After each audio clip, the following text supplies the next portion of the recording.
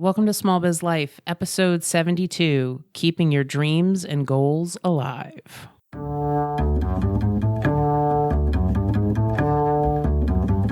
Does this sound familiar? Oh my God, I have so much to do today. Don't forget to breathe. But I have almost 400 emails in my inbox and 30 phone calls to make. Have you looked into getting a virtual assistant yet? Oh, and I need to schedule all my social media posts. Did you drink anything today? I had coffee. Did you eat today? Did I mention coffee's a bean? This is Small Biz Life.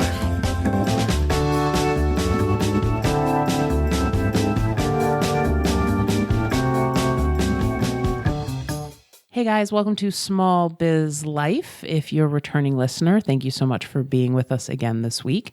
And if you're new to the show, we are happy to have you. Thanks for being here. Yeah, no, we're very appreciative to have our audience. Right. So my name's Kristen Ingram. And I'm Jeffrey W. Ingram. And we are a husband and wife team of small business owners, I guess. I'm a CPA. I come from a financial background. I've got 15 years of experience working with small business owners. And I come from an IT and business process reengineering background, I guess would be the most complicated way you could possibly say that.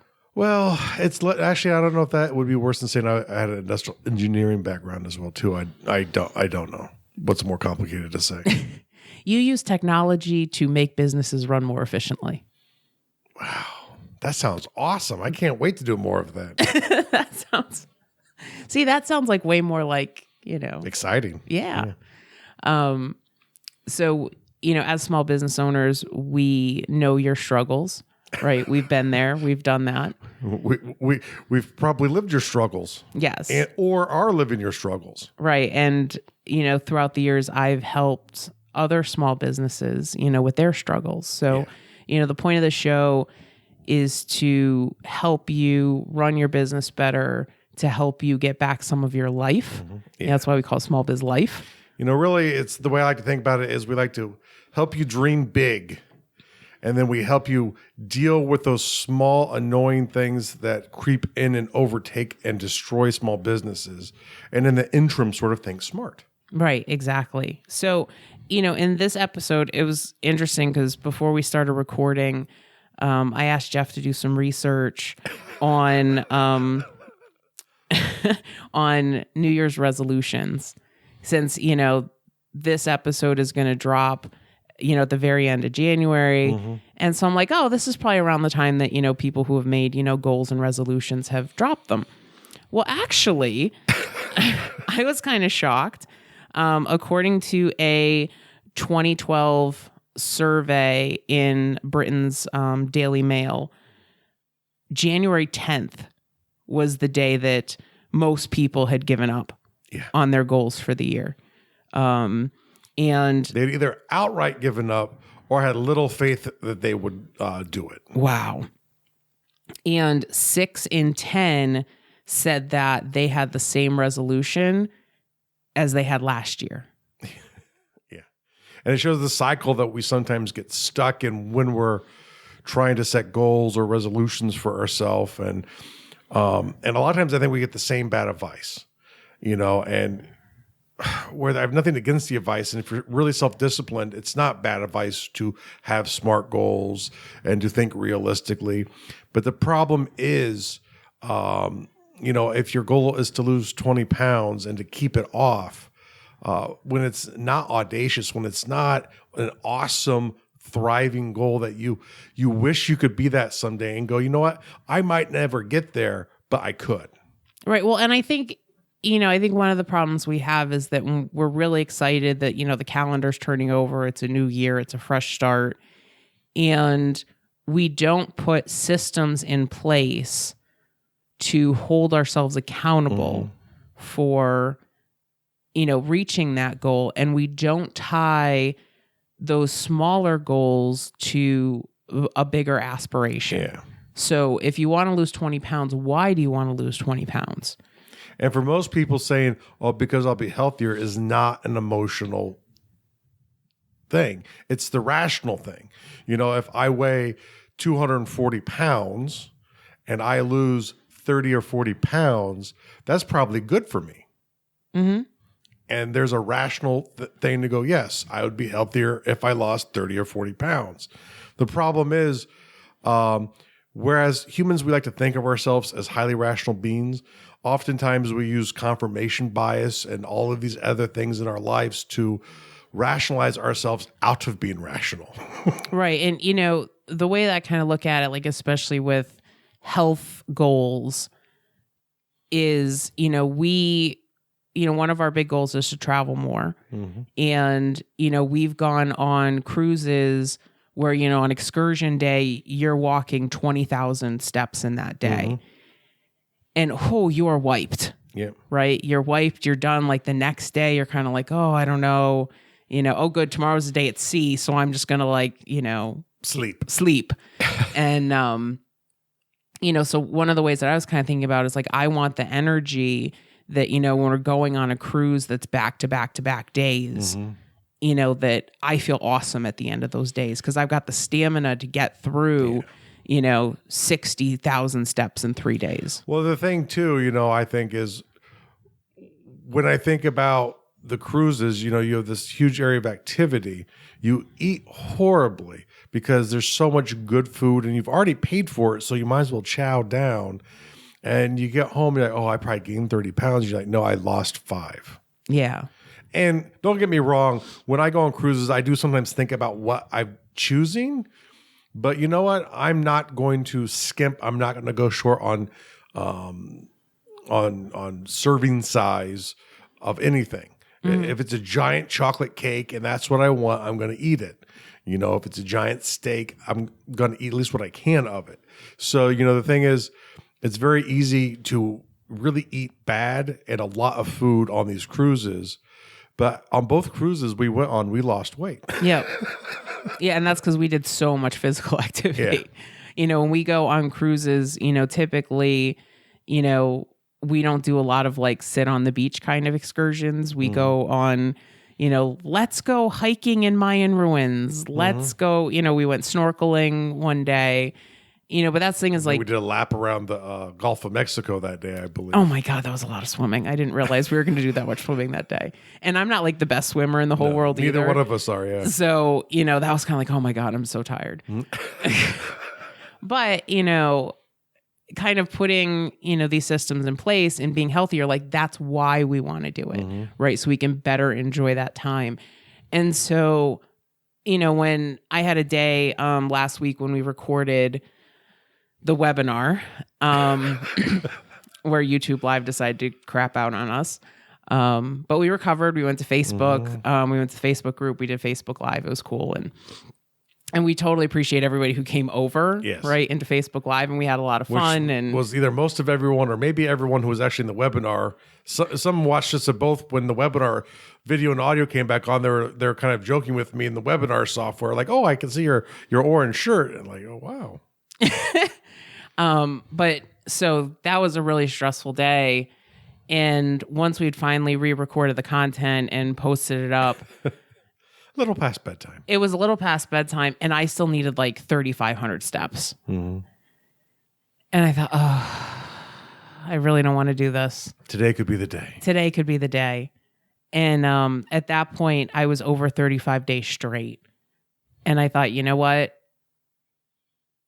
This is not going to be the day. Machu Picchu. And I kept thinking about Machu Picchu, you know, and I got the 3,500 steps. And it was funny because when I went to bed, that physical activity helped kind of get rid of the stress that I had. And I went right to sleep. And for those of you who don't know what Machu Picchu is, it is an Incan ruin on top of a mountain in the Andes, which pretty much, if you want to go check it out, you have to walk up the mountain to get there. And that's why I think it's very good. Yes, you know, affording to be able to get there, but going there and enjoying your day are two different things. Right. And the air is very thin up there as well because you're at such a high altitude. Mm-hmm. So, you know, that's kind of the thing that I think of, you know, and I really don't want to, you know, finish my exercise for the day. Like, but I really want to go to Machu Picchu. Mm-hmm. And it's funny because and we'll kind of talk about this as we're going through our review, but I started doing some core exercises, which are helping me get the steps in. Because now I notice my back isn't as sore. So we're kind of layering on new things on top. So our plan for today was to kind of talk about how do you keep those dreams and those goals alive, when the average person gives up their goals for the year by January 10th. Right. So if you're still doing your goals, you're way ahead of the game. Yes. Apparently you are way ahead of the game. And it'd be something interesting to see, and we're probably going to follow up maybe with the people who did the Dreamcatcher assessment, is did that help people get past the 10th? Because ultimately it really motivates me, and it still is keeping me going now. And everything I do now, I think of through that lens, even when it's not a direct action that I'm planning to take that month. But it'll be interesting to see over time how people actually, if it helps them stick to it like it does for us, or if it needs more tweaking, or what we have to do. Because the problem is, giving up on your goals by January 10th is sad. And I don't mean sad as in the fact that you are a pathetic kind of person. You're a sad individual for not doing it. Obviously, you're an average individual if you do it. But the reason it is sad is we saw, I believe it was on Fox Business, they were talking about the goals people have. And a lot of them, in our minds, are really small. It was the American dream. The American dream. What's the American dream? And that's sort of a dream that all Americans kind of share in common. And it's owning a home. It's retiring comfortably. I mean, those should be easy. Those should be goals. Maybe not easy for everyone to get to, depending on where you're starting off in life. But those should seem attainable. Maybe you might have to work to get there. It's not a given you get it, but if you work hard, you should think that you can get to a home or you can get to a comfortable retirement. And the thing is, and the reason why, if you've not taken the Dreamcatcher assessment yet, stop. Pause this right now. I'll wait for you. Oh, wait, you'll just pause it and wouldn't hear me. Yeah, we don't have to pause. But, we don't, yeah. Take the Dreamcatcher assessment now at smallbizlife.com/dreambig. And when you get through a month, come back and revisit this episode. Or even listen to what we're doing now to understand a little bit better how we use this.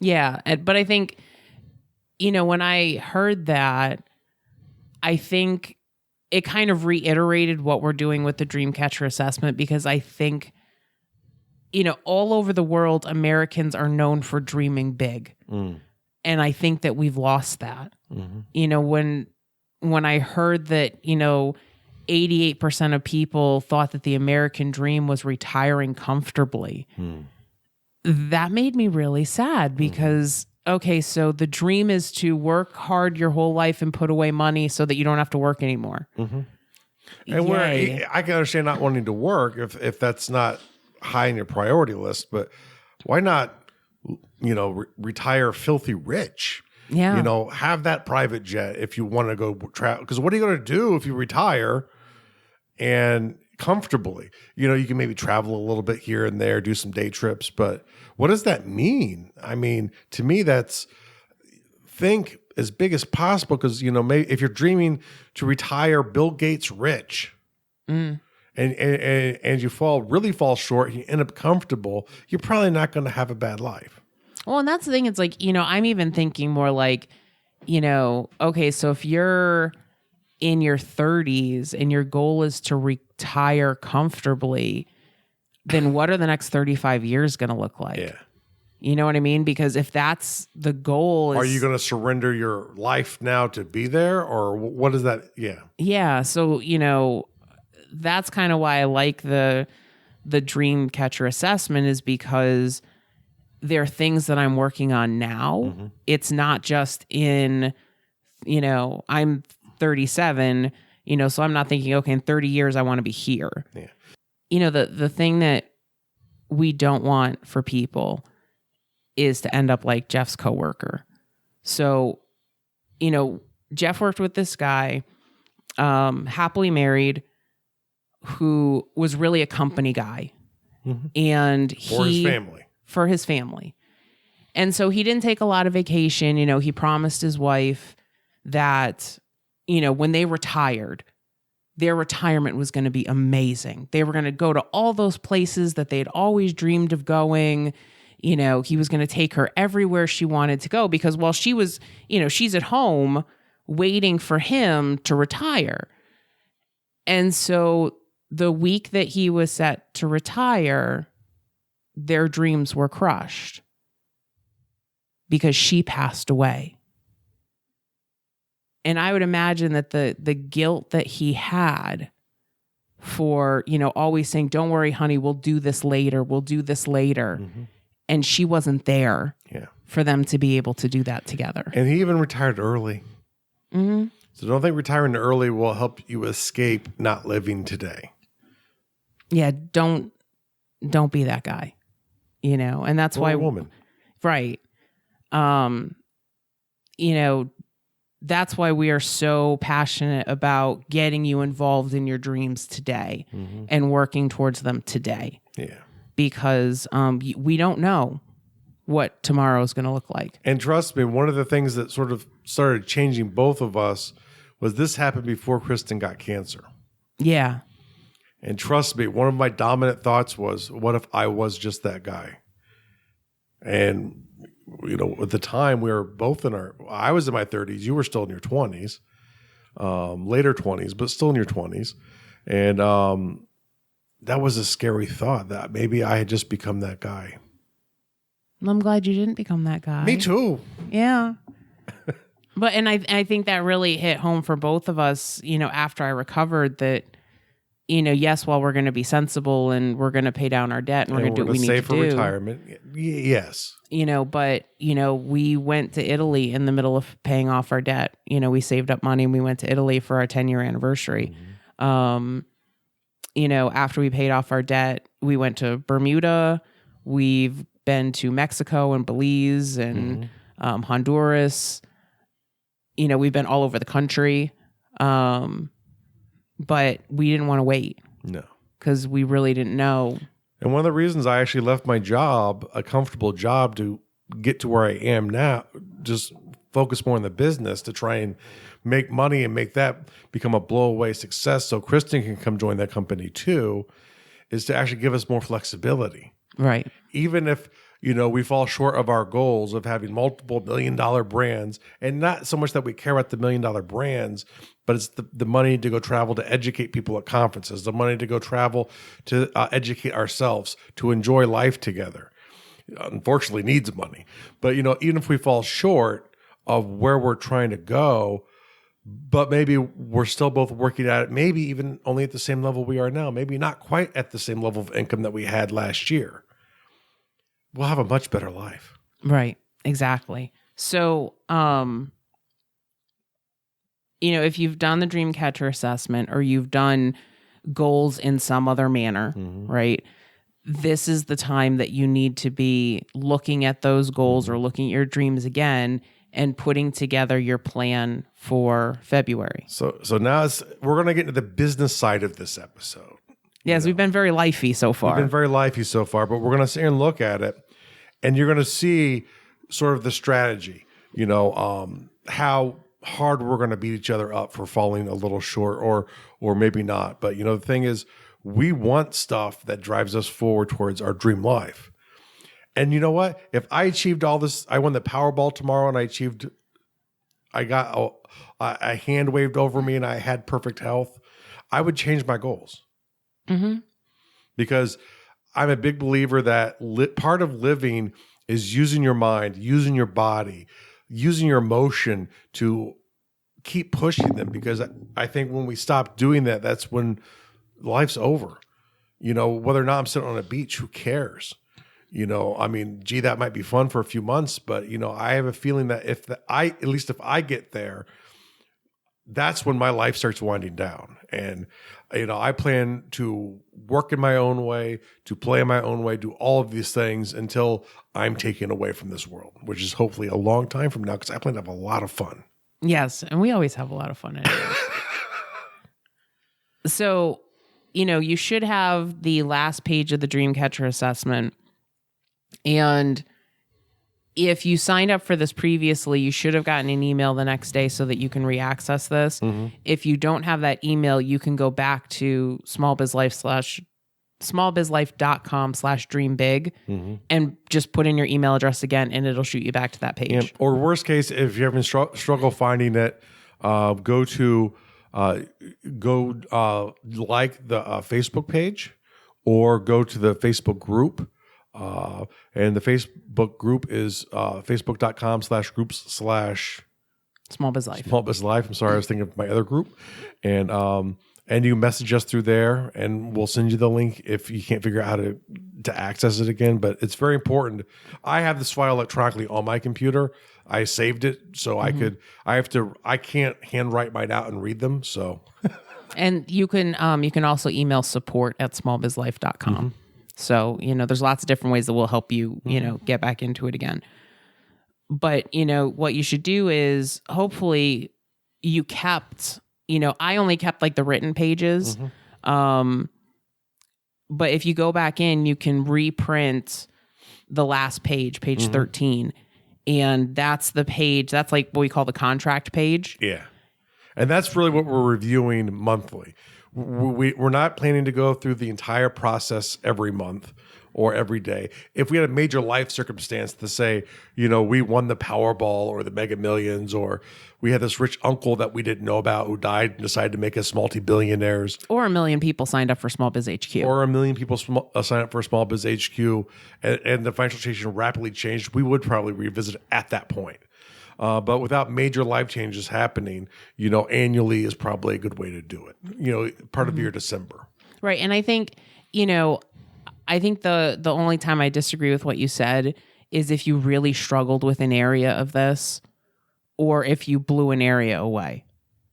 Because I didn't have that issue, so I wasn't thinking about that. So, I think if you really struggled with the action that you came up with for 30 days, then I think I would go back and revisit your strengths, because sometimes we need that reminder. Yeah. Just like we forget to be grateful, we also forget what our strengths are. What I think too is if you find that the emotional lure in that category didn't lure you to take action, it's either not strong enough, or maybe it's too far away from where you are now to be able to see it as realistic. Because you have to just see it right beyond the edge of realism for it to work. And that's kind of where I shoot for, is beyond the edge of realism. For the dream. For the dream. Yeah. But I think for the action that you picked, that's something that you should be able to accomplish within the next 30 days. Yeah. And so, what we found when we reviewed ours is that, at least I found, like, some of the things, that I said that I wanted to improve over the next 30 days didn't really align with getting my dream accomplished. For financial, I said, I wanted to pay off debt. So, and I'm kind of thinking about it, and right now the mortgage is in a really good place. And so, well below the value of the house. So I kind of thought, what, it would probably be better if we could stockpile more cash. So, worst case, if we had to get out of this house quickly, I don't want all the equity tied up in the house. I want to have a 20% down payment on the next house. Yeah. And so for me, my goal shifted from, reducing the remaining debt we have to, wait a minute, I want a stockpile of cash. So if I find that house that I really want, we can go get down it. Payment. Yeah. Right. Boom, down payment. So, and you're going to find that sometimes where you're like, the area that I'm working on may not, once you've kind of gotten there, and know, like, the action item I had, was to do more meal planning and find less expensive alternatives. And I did that. Yeah. And that was great. But the area of improvement, on the second line isn't really where I think the best use of our funds would be at this point. And here's one of my suggestions, because sometimes you're going to fall short. Like Kristen was saying, we're one of those, it just didn't seem like it made sense after the month was over. Sometimes you're going to figure that out much sooner. You're going to start going through something like I had to read boundaries. And I've heard a lot about boundaries. I think the concept of boundaries is wonderful. The book Boundaries. The book Boundaries, yes. And I went to read Boundaries, and I realized his argumentation did not work for me. It was strictly a biblical, I guess, reason to allow yourself to have boundaries, which if you need that and you believe in the Bible, it sounds like a great book, because the concept of it is wonderful. But for me, I need something to anchor onto to say, hey, this is why this works. This is why it doesn't work. Not just someone's permission to be able to do it. Right. I mean, you're very scientific based and you're very study based. And there isn't a lot of that in that book. No. Whereas when I read it, the ties to, the scripture and the biblical passages, along with the stories that he was telling, that worked for me. Yeah. So one of the things I did in the month was I changed my strategy. Is I wanted to take moments and be able to establish boundaries at certain circumstances. What we did when we went back through this, and we're going to do this once a month, is we look at the dream and we say, is it still big enough? Then we look at it says over the next 30 days, I will continue to improve, or I will work to improve. That may be something that you work on for a while. Yes. It might and not even just the action be, item doesn't have to come off. Right. It might not be something you say, okay, 30 days, I'm done. The action will probably change. And not even necessarily. And not always. But I don't want you to think that when you pick something to work on for a month, and even if you're not doing the Dreamcatcher assessment, even if you're doing some of their goals, it doesn't mean that, okay, the month is up, I'm done with that. For me, in the business realm, I want to improve my consistency. And I'm still working on that for February. And here's going to be a hint too.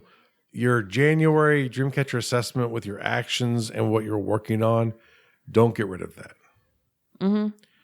At least for 1 year, you want to hold on to all of this, because at the end of February, when you come back to relook at this, you want to revisit that list and go, did I slide back anywhere?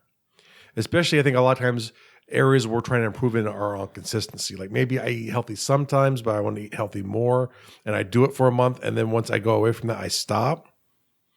But those are questions you'll then ask yourselves at the end of next month. Did I lose anything that I had gained before? And did I get the new things done I was trying to? Well, and I think, one of the reasons that you want to keep the old ones is so that you can see how far you've come. Yes. When we were paying off, the $220,000 in consumer debt, every time we paid off a debt, I redid our snowball list, and I recalculated the final payoff date, but I kept all the old ones. And so, we look back every time we paid off a debt, we would pay it off, months before we thought we were going to. And when we finished, we actually finished, I think, a little over a year before we thought we were going to. Well, it was so funny too, because I think once we crossed the halfway hump, we could both see the next part of our life. And it really, I think, helped embolden both of us to be like, no, nose to the grindstone. Yep. But having those old pages kind of gave us some perspective. So even when we were like, oh my God, we're doing so terribly, we're like, wait, we weren't supposed to pay this off for another year. And it's gone. And now here's a pro tip for those of you who feel the responsibility to yourself to have SMART goals. I have nothing against the idea of SMART goals. I do think that they have a tendency to make us fall short of where we want to be in life, but they are a strong tool to look at for a year. When you're putting your tips together, an easy metric to measure yourself on is I'm going to get my action items for my dreams done every month. Mm-hmm. And then if you get each of them done by each of your categories, that's, 100% for a month, or maybe you're 5 out of 6. And then at the end of the year, you can just add it up and do the math to see how effective you were at doing that. Right. And that's the thing I found is that, when I kind of looked at it, because this is something that's taped to my wall in my office.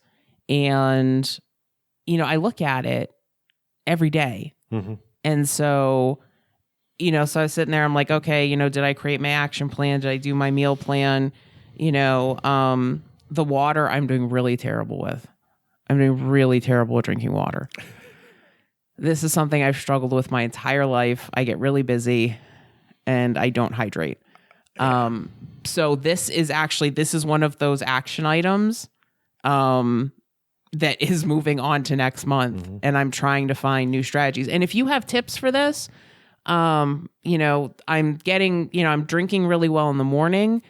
And I'm finding that once, I grab my coffee, then I'll drink my coffee and then I kind of forget to hydrate for the rest of the day. And the problem is too, because she's become more productive, she isn't responsive to her text I send her throughout the day from when I'm at work thinking about it. So I can't even text her to drink anymore because she won't see it until the end of the day. Right. So if you have any tips for this, I'd love for you to drop them in the Facebook group. Please, because that would be wonderful. And there are a couple reasons that you might have action items go on. Like I just added a new one. Or the email service we use, Get Response, put together a 6-month course to grow your email list, which is something we need to focus on right now. So that went in under my financial for my new one. But I also know it's a 6-month course. Mm-hmm. And where sometimes I'm naughty and I try and go through 6-month courses in a month just to knock it out. Well, they actually won't let you do that. It's very rude. But you can pick a 90-day option if you want instead of the 180-day option. No, because for me, ultimately it's about the long-term game. It's not about the short-term mm-hmm. game. And the better you get the long-term game, the better you'll do in your short-term gains. So I don't mind doing the 6-month thing, but the problem is, it's like I know no matter what, it will go over more than 1 month. Unless I start taking it and I'm like, wait, this is horrible. I'm not getting any value from this. Then I'll stop. But as long as I get value from it, which I probably will because I'm by no means an email master, then I will stick with this and it will be on my list for 6 months because that is a huge one for my financial goals. Right, exactly. So, but you're going to find kind of, as you go back through this, that there are some things that you are going to want to keep to roll over for another month. There are going to be, there are going to be areas of improvement that you want to keep working mm-hmm. on. And I've got a number of those. Most of those actually aren't changing. It's just the action mm-hmm. that I'm trying to change because I still don't feel that I have, that area of improvement, that it is improved enough. So I'm sticking with the area of improvement. I'm just deciding whether or not the action mm-hmm. that I'm working on is going to change. Yeah. So, for spiritual and emotional, one of the things I wanted to do is I wanted to redo my master schedule and stick to it. And I've done a really good job with that. Mm-hmm. So, now, finding time for enjoyment, and now I've got to see, okay, so what's the next thing that I've got to work on? And so that's going to be making my Fridays more productive so my Sundays have more time off. Mm-hmm. Well, I do know that will actually go onto my list next month. I go free is, I've not been best at sticking to my master schedule with the 40-hour work week inserted to it. Too many variables, sometimes too much stress. Shingles. Or shingles really did not help this month. But especially once I start working at home, it's very much I'm going to stick to my blocks. Mm-hmm. Yeah, and I think it's a lot easier to do that when I find, at least, it's a lot easier to stick to the blocks on days where I'm not coming in and out of the office. Yeah. So that's why I try to block schedule appointments with clients. Because if I can do clients like all on one day or all on 2 days, then I've got the other days that... Those days won't be greatly productive, but you'll make up for it on the back end. Right. Yeah. And that's kind of the thing. That's why I'm really excited about my school schedule this semester, because while they're long days, it's 2 days. Yeah. And I'm not trying to go back and forth between, okay, let me work at home, then let me go to school, then let me work at home again.